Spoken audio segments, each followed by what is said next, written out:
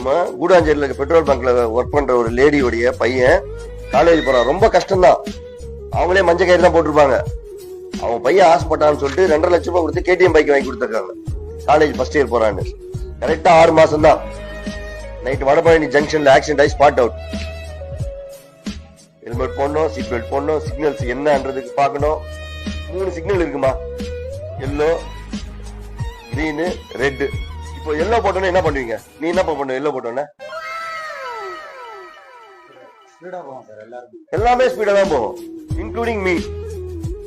வேற வழி கிடையாது. அடுத்த சிக்னல்ல போனா நிக்கணும். நம்ம நிக்கவே மாட்டோம், உடனே படுத்துடணும். நம்ம நிக்கலன்னா உடனே என்ன பண்ணுவான்? படுக்க வச்சிருவான். அவ்வளவுதான். நீ 100 வேகத்துல போனீங்கன்னா 108 பின்னாடி தான் வரும். வேற வழியே கிடையாது. நீ ஜிஎஸ் ரோட்ல நீ என்னென்ன சிறு தவறு கூட உன்னுடைய உயிருக்கு என்ன உத்தரவாதம் கிடையாது.